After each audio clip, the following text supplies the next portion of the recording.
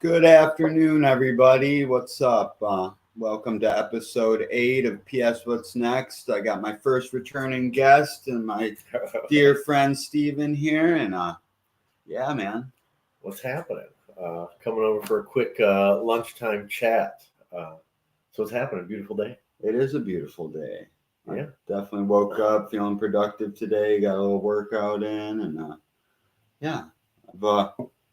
I'm really, we talked about this a little bit yesterday, though, like of where we were a year ago from now. It's like, man, I've been stepping into my power. I've been able to get outside myself, put myself out there more, talk to more people, and I really can feel the momentum building. Well, yeah, I mean, for me, a lot has happened in this last 6 months.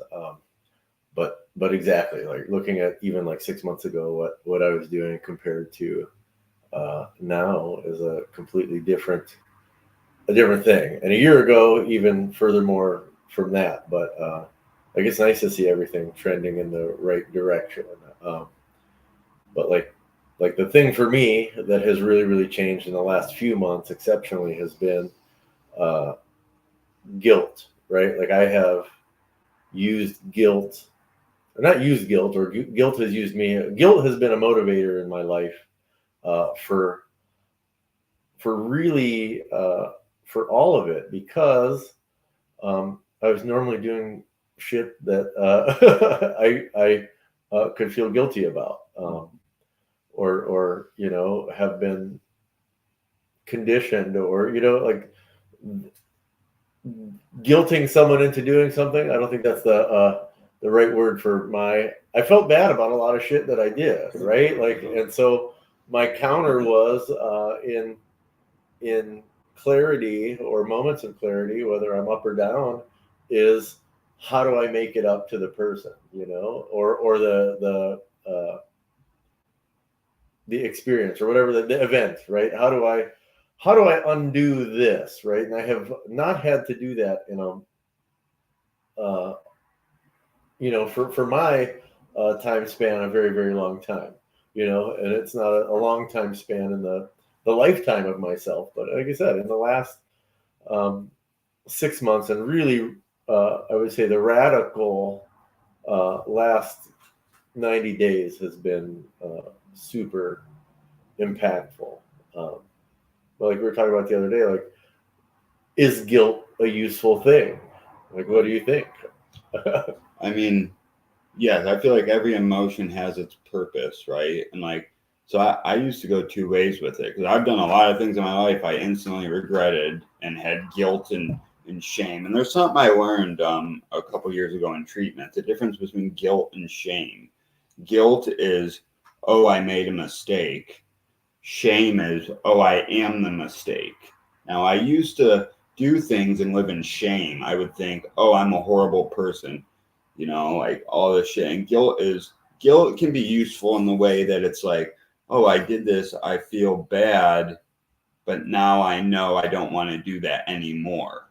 And so when I hold myself in shame, it's like I don't break the cycle. I'm like beat myself up, and then, oh, poor me, and then I create that vibration out that I almost like want to be the victim. So victimizers in other situations like see me as a target in a way. But like, yeah, living in guilt or living in shame is very detrimental, but I believe it's a useful tool. Like, you don't know what you don't know. Like, I watch my kids like fucking smack the shit out of each other, and then they feel bad, right? They feel like guilty that they see the other person's hurt, so that they still do it a lot, but they're like, oh, I should change this behavior now. Mm-hmm.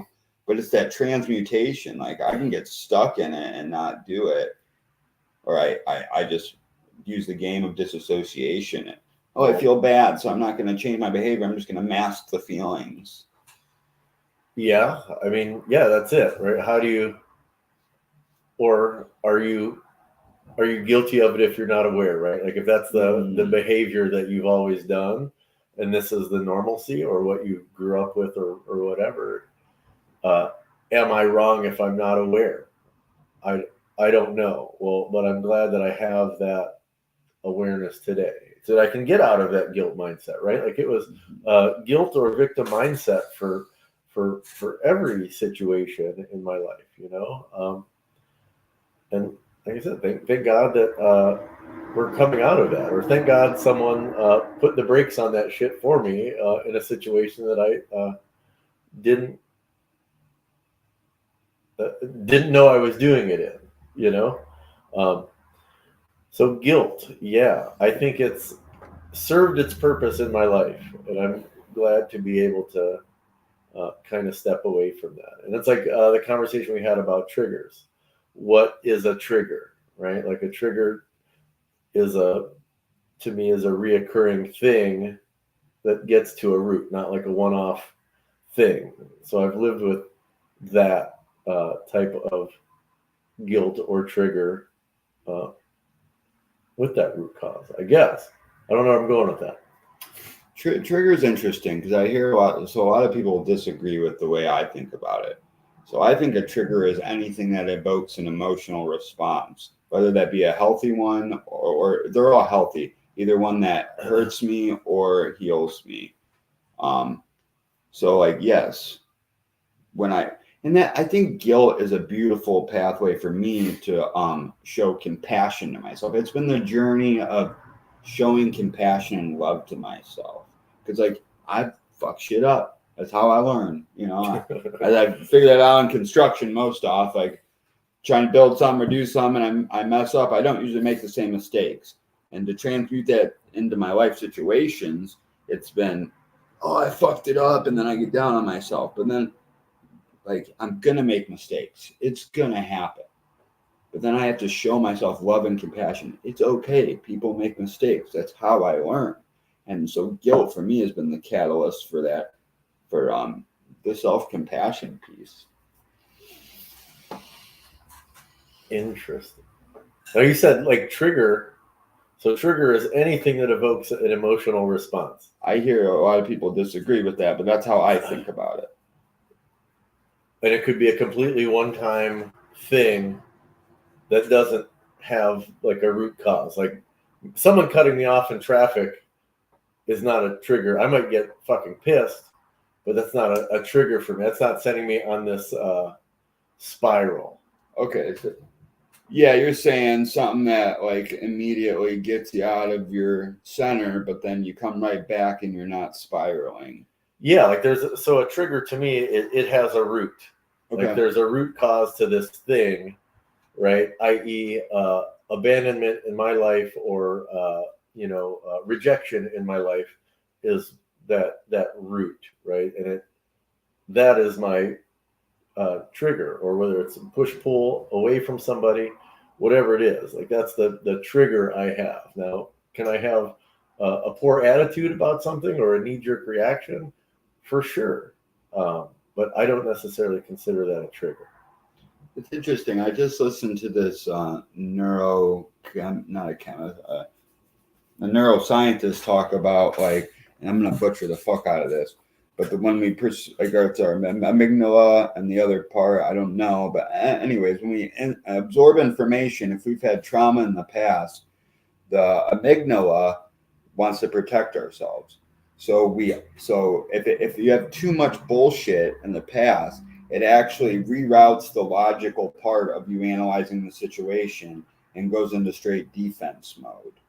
And so that's like your reptile brain, right? Yes. Like that's your oldest yes. brain down here because that's all it knows. Yes. So it's like the more you grow, and there's different also like the thing I listened to was about psilocybin and how it reverts that and lets you think about things more logically instead of rerouting right to the amygdala. But it's like there's also Don Miguel Ruiz, the Four Absolutes author. Not the Four Absolutes, the Four Agreements. We have a different program. Yeah, he has a quote that I really like, and it's not that I hurt you, it's that I touched an unhealed wound within you. So anytime you might be minorly triggered or that deep spiral trigger, it's really not what the person's doing. It's that it's showing you where you need to be healed. Because I've seen people talk shit to me or whatever, and I'm like, later, you know. Yeah. And then like the other night, I got in an altercation with Christy, my kid's mom, and I call her my biggest teacher because that I'm triggered. She don't have to do nothing really, and it's just them unhealed wounds. It's not her. Yeah, I mean, I think, yeah, I agree. The mirror factor, right? So I had attempted to like start talking to somebody, and like immediately it was all of the red flags that I had.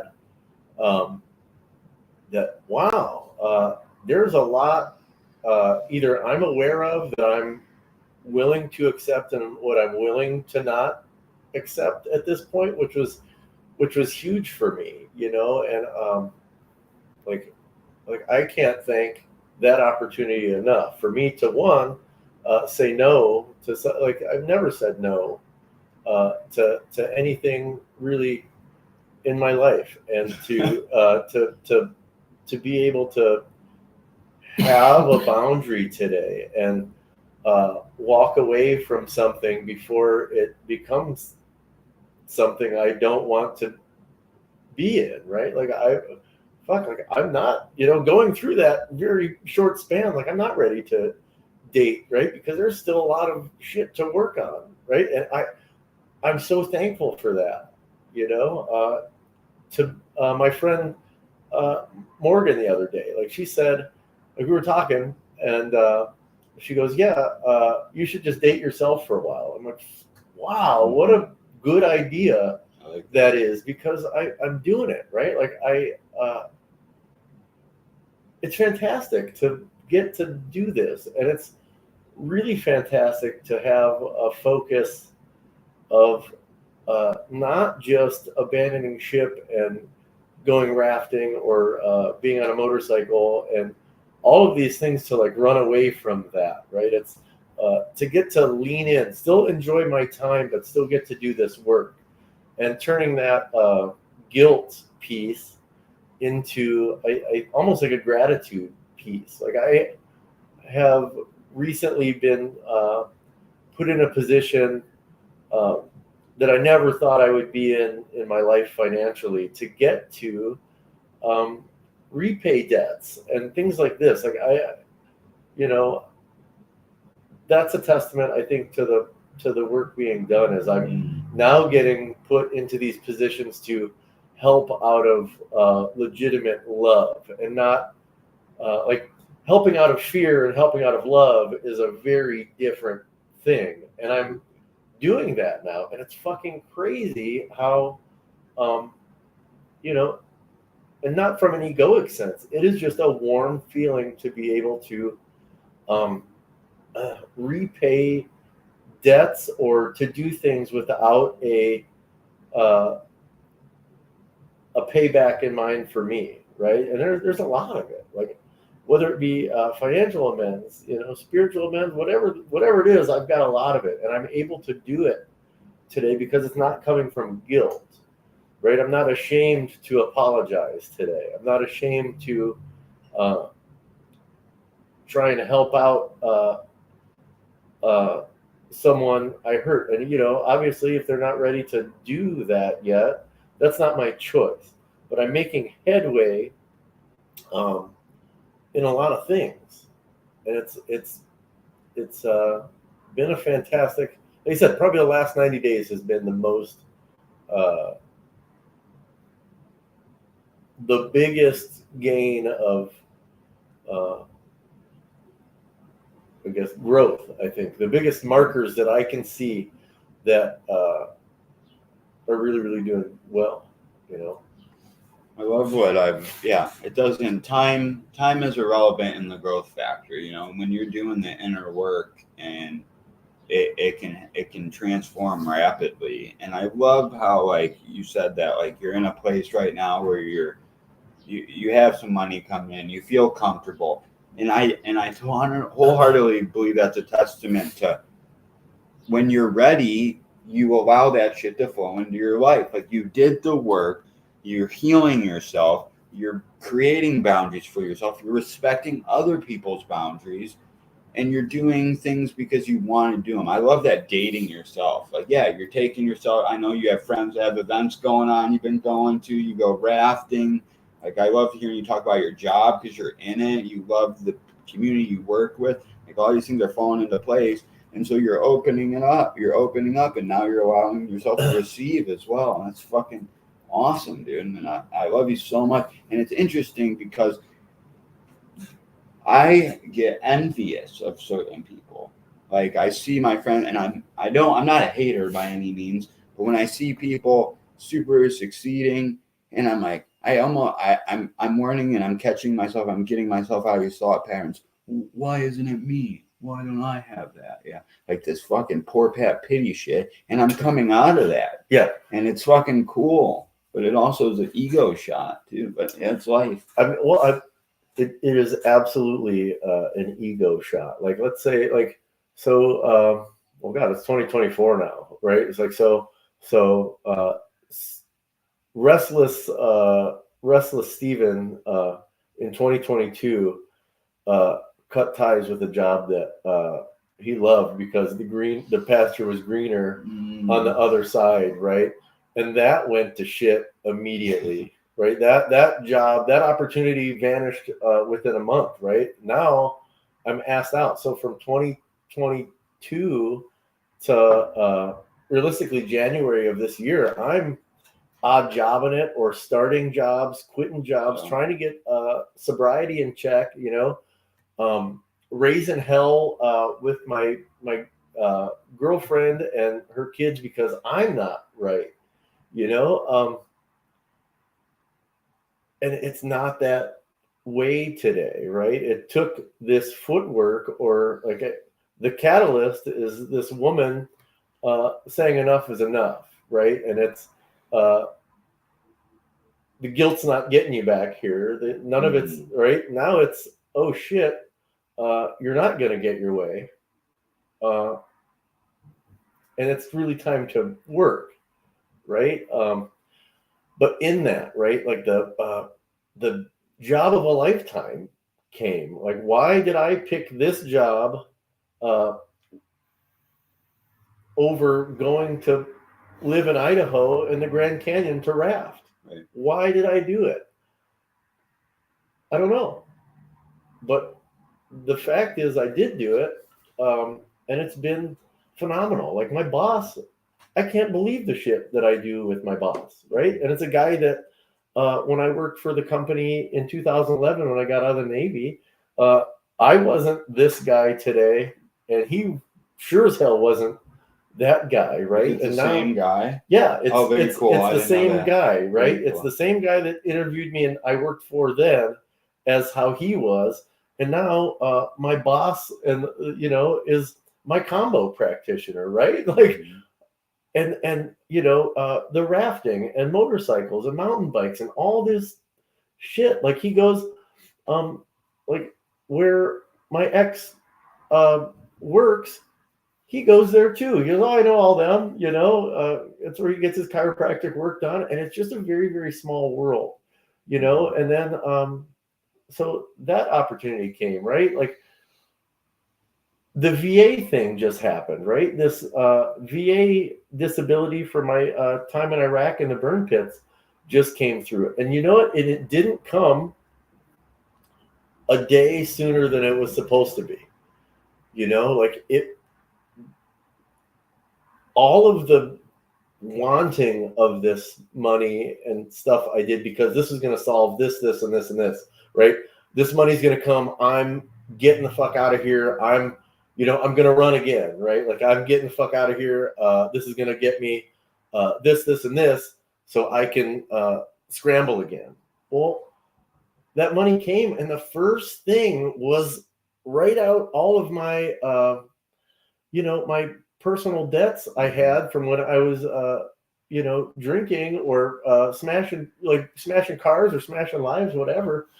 The first thought today, and it wasn't first thought wrong, right? First thought today was good. It's don't be a stingy asshole. This isn't yours, right? This is not your money. This is everybody throughout the year's money, right? You know, my mom helping me through legal shit, my ex helping me through legal shit, or whatever it was. There was a time, like there was a 2-year span where I had a job for a month at a time, and because I just couldn't do it, and I was irritable, and I was like, this job is great for a day, and then fuck this job the next day, and I'd quit like a teenager, right? And I'm 30 at that time, between 36 and 38 years old, but how good is it today to be able to do those things freely and not give a thought about it, which is something I never thought would happen, right? Like, I don't know how to describe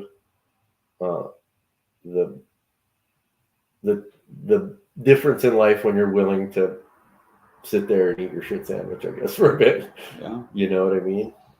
Turning guilt into gifts, man. It's guilt into goodwill. Yeah. Goodwill. Yes. Cool. It is a beautiful. Yeah. I mean, you're transmutating the shit.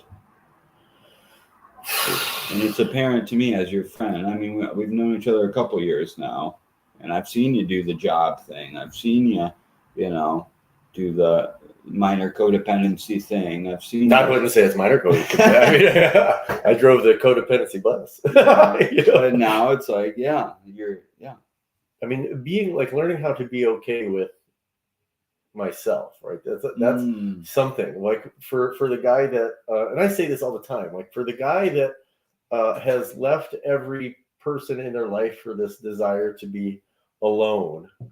I have never spent a second alone in my life until recently. And goddamn, if it isn't the most I've ever learned, not inserting someone else or some other situation in my life, right? Like at the end of the day, right now is I get up, I do my practice, I go to work, I get done with work. Maybe I'm going to hit the gym today, or now that it's nice out, I'm probably going to go on a hike or something. And I'm doing these things by myself, which is, it's awesome to not feel the lonely piece, right? We talked about that a couple weeks ago. Like when I had my big crying fucking breakdown, like I cried for the first time in my life because I realized I'm not alone, right? And it's neat, right? I've never been alone in my life. For the guy that wants to be alone and live in a van, that's not what I want at all. And I have all of you guys, and it was the only person that keeps me alone, or I think the people that keeps you alone is you, right? 100%. So serial isolator, like lock myself up in my house. You've been a victim of my isolation, right? Or you've seen it, right? And that's by choice, right? I don't ever have to ever be alone. And I want to make this point for like everyone. It's like if you have a friend out there and you know they have these cycles of isolation, whatever their cycles are, like I feel like there's been a couple occasions where I'm like, fuck you, Steve, come on. Or whatever it is. Mean, you're not the only person. That's right. Like you're, but that is. But that's what friends are for, I think. Well, like I remember one time my mom was not doing well, and I reached out to a friend. My mom's in her 60s. They've been friends since second grade, and I said, "Hey, can you reach out to my mom? She's not receptive to me." He said, "Oh, I don't want to hurt her feelings." I freaked out. I said, "What the fuck are friends for?" Like it just threw me for a loop, but I think it's just, I don't know. Well, yeah, like that's a whole other thing too. Like what are friends for? And to learn, like the other thing is when are people, like my personality, it's really, really easy to insert myself, or like we talked about it before, is imposing your will on somebody to make them see your point. Well, it's not their job to see my point. It's not my job to hammer home a point anymore. And that's another part of the well, it's to sit with. It's you got to not. People can tell when you're judging them to change, or you're sitting with them and encouraging them to change. There's a difference. They can feel that when judgment turns into observation. And I literally just left a meeting with Vince, and he said this is. He goes, I don't judge people, but I make observations, right? And we've been talking about that, is becoming the observer and just letting people like that be, right? Like, and I don't think I'm a super judgmental person. And even when I was deep in my shit, I think no, I think that's bullshit. I'm very, very capable of being judgmental. But to take that piece and to turn it into the observer and observe my activity, to observe your activity, or observe anybody's activity, and throw away the give a fuck, right? And just let things be. Yeah. And getting your finger off the pulse of that other person, right? That's all new for me, because it has been, assert my dominance into those situations, right? Because that's how you should. And how do you should is an expectation, right? And changing that, getting that word out of my vocabulary. You should be doing this, right? Like that's a fucked up thing to say. You should be XYZ. Well, that's not my job to do it. And it never was, but I sure made it a job. There was a time where I used to be highly judgmental, and then I'm like, oh, I'm not judgmental. And then I thought to myself, well, I still judge people who judge people. I'm judgy about them. And then I judge myself for judging people. And it's just like the vicious cycle. Yeah. And there's should is an argument with reality. That was a quote that really smacked me in the face. You shouldn't should anything. You're arguing with what is. It's like, let it be, but sit with people with compassion. I really like that. Yeah. I'm not judging you, but I'm observing these things that you're doing, and I see the outcome could be this. Like, you're going to do what you're going to do. I love you, but I just want that to be known to you. And compassion, we had that discussion too. Like, the definition of compassion, when you look at it, is to suffer with. Yeah. Right? Like, is that like having compassion in the workplace? Am I suffering with you in the workplace? Or is it, that's a strange word too. Like I having compassion, to look at the root of it, is to suffer. Like, I have compassion, like I'll be with you to the end of this. Is that compassion? Or I want to eat your shit too. Yeah, I don't. Yeah, that is a weird one, because what I said with that is, like, the more I grow, the less compassionate I really am. Like, I'm not gonna suffer with you. I'll sit with you, but I'm not gonna feel your shit with you. And I don't know if that's right, wrong, or indifferent, but that's just where I'm at with that. Yeah, I think that's a good thing too, because I'm not some energy word. I'm just a dude trying to figure this shit out for myself, right? And I can't solve the problem. I have people like, come work this out with me. I'm like, I don't have the answers, right? Like, it's not, I'm not providing a service by any means, but that is something like taking ownership of someone's stuff, right? The guilt piece, again, going back to guilt. Like, I do not take ownership of your shit anymore. And I think that's not being compassionate, right? Like, by definition, I show less compassion now because I'm not going to take that. Like, I can't help you. I'll listen to you, but I can't get you to the other side of this. And I'm not going to put myself in that. Like, I really enjoy where I am right now. And whether it's, I don't think it's selfish, because I give everybody time and I try to help as much as I can.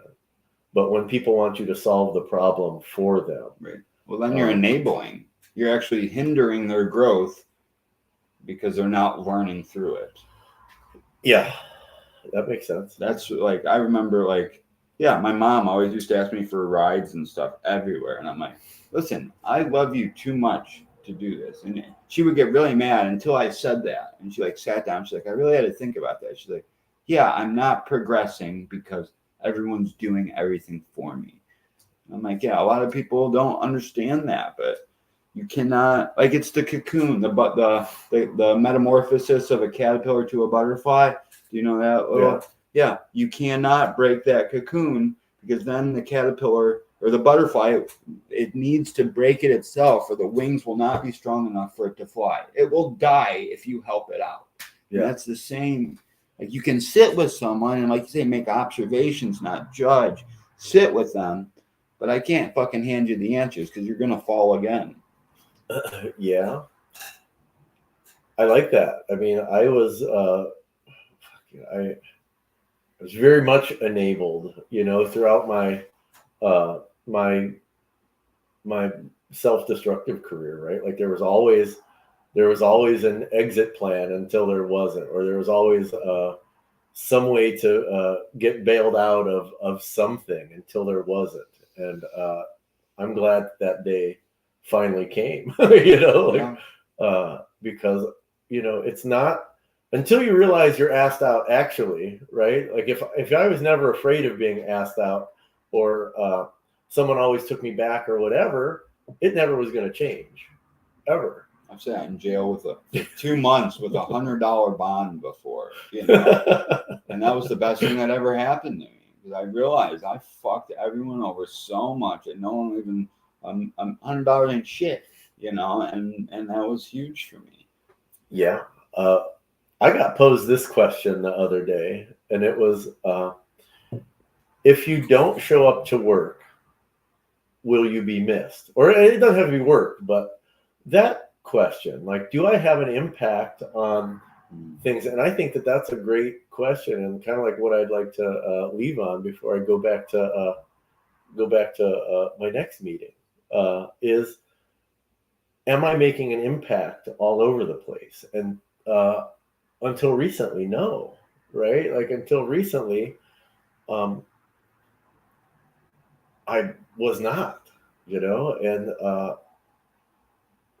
it's a crazy question to look at. If I don't show up to work, or I don't show up, if I'm not here today, who will miss me? And looking back on it, there's a lot of situations and groups of people in my life that I have no idea that I'm alive, right? Like I have high school friends, like I obviously I don't know anybody from the bar anymore. Like that's not even a matter. But from my late teens until very, very recently, I could have gave a fuck who missed me or not, until you think about who's going to show up at your funeral, and you're like, oh fuck, it ain't looking that good. It's a super good question. I've actually thought about that a lot because I went and seen Kenny the other day, right? And he specifically said, like, hey, we miss me and you, and it's like I'm still in the mind frame, and like everyone I've ever actually worked with say I make the work environment so much fucking fun. Yeah, like, people love working with me. Yeah, that's my MO. But like I thought about that with Moshi sometimes. Like, do I really add value there? Am I really I don't know. But I do. People tell me, so I'm in the process of like believing it myself still. It's like I don't know. Yeah, I mean, me too, right? Like when people tell me you have a gift, I'm like, oh, okay, right? Like I'm just a guy that wants to show up and bullshit on a couch, right? Like, and I'm doing this for me ultimately. I'm glad it helps somebody, but like those opportunities, right? Like, am I missed at work? Like I have a staff of, my direct reports on one side of this house is I've got like 23 people that are, God, like most people are out of prison, they've all got child support. They're all, so much PTO for court cases and all this shit. And to check in, to get a chance to stop my day and stop their day and pull every person aside for 5 to 10 minutes. And I have this 10 little questionnaire we go over every week. And those, like the third question is, who have you really enjoyed working with, since our last check-in? And, I'm the answer for question 3, right? Like, they're like, you have changed this place. And I don't do it. I don't do shit at work. Like the first couple of weeks, I really was hands-on, doing stuff. But now I'm here doing a podcast. But to get to add value to those people's day and ask, hey, you're unloading trucks right now, but like, what do you see yourself doing? What do you feel good about coming to work? That's so and if it's nothing, well, how can I change that? Or another question, what is your biggest stressor, either at work or out of work? And can I impact that? Can I do something for you directly or indirectly? Right? I get to ask those questions today that never in my mind would have been a thing. And I have I think the best attitude, the most productive group with the least amount of people, right? Yeah. Because they're happy to come to work. That brings me such hope for humanity in general. That just like, yes, a simple company, a distribution warehouse is doing that's what matters, making people feel like they're part of a community, helping each other evolve in the workplace. When like the majority of my workplace experiences was the total opposite: shame-based motivation, productivity. We don't give a fuck, get the shit done. And so hearing that and is just mind-blowing, and I hope other companies adopt this model that you and that Vince and you are transmuting into the workforce. It's fucking beautiful. Like I said, I think it's really interesting how he and I ended up back together after 13 years. But like I said, 2 totally different people, and we walk in and we're talking the same shit. I walk in to my office and there's books that I have at my house and my desk. I'm like, what the fuck?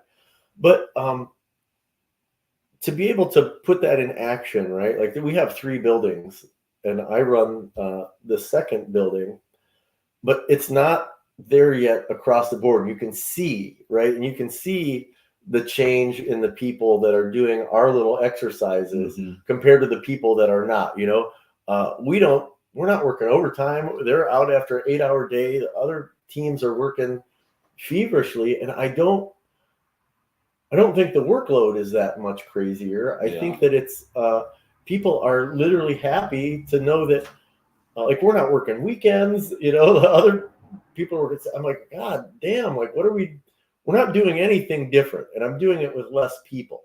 Yeah. I think there's just a lot to be said with 100%. spending time with people. And I'm in a position that, I got a guy that shit's kind of fucked up at home, right? And hey man, how about we get you checked out for the day and you come back on Monday, right? Like, and I have the ability to do that today instead of, boy, you're working like shit, you better work harder. Yeah. Right? That doesn't work. Come to find out, lo and behold, pushing the buttons on somebody until they snap doesn't work. Right.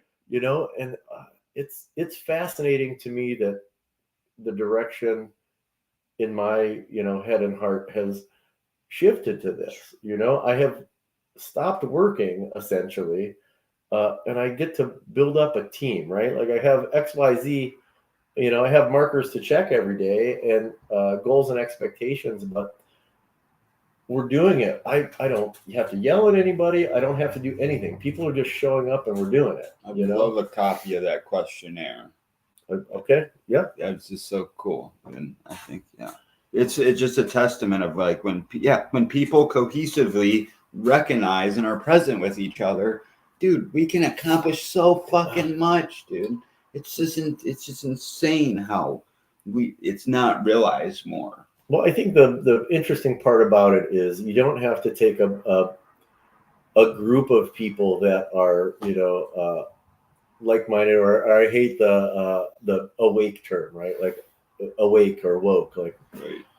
it doesn't take that. Like, it takes, I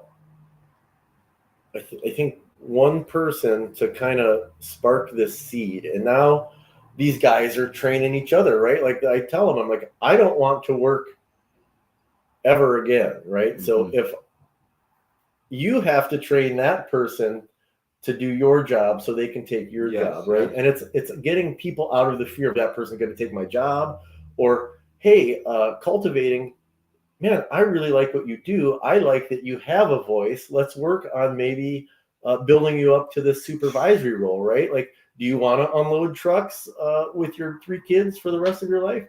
No. Well, let's cultivate the voice you have. I hear you in these trucks directing traffic and all these things. You're here all the time. And it's nice to get to have this coaching piece. I've never had an opportunity to work somewhere where I've had the ability to really just sit back and coach. It's awesome. And I'm doing well at it, which, I can work really, really hard. I can do all of those things, right? Like, I'm a workhorse to a fault sometimes. And I don't have to be anymore. And it's a lot better that way, for my back, my brain, for everything. But it's really better for these people because I can look at other managers, and it's not my, it's the workforce, right? Like, I went to Panera the other day to get some soup because I really like broccoli cheddar soup from Panera. Okay. So I went and got the soup, and this manager was just screaming about. Like, the girl's like, I didn't take break yet. And she goes, and you're not going to take break, I mean, it doesn't have to be like that. Right. It's awesome. So it's so beautiful, man. That's pretty much my spiel and my time for lunch before I go to this next. You guys looking for employees? I mean, yes. Yeah. I mean, Trademark Global, it's, we're a big drop shipper for Amazon, Walmart, Target, and stuff. I wouldn't say it's easy work, but it's a distribution center. You hear it, folks. Man, if you guys want a conscious workplace environment, that is a great place to start. Kate said, great topic. Oh, thanks, Kate. Orlando, love your show. Love you, brother. Eris said, hey, Eris. I love that's what friends are for. Aha, judging myself for judging myself. Judging people, I feel that. Hell yeah. Matthew, what's up, brother? I hope things are going well, man. Cool. Thank you so much. Thanks for having me. I'm glad I got to do this. Yeah. It was on my mind. I know. It's always a pleasure, man. I love you. We'll do it again. Thank you so much. See you guys. Later.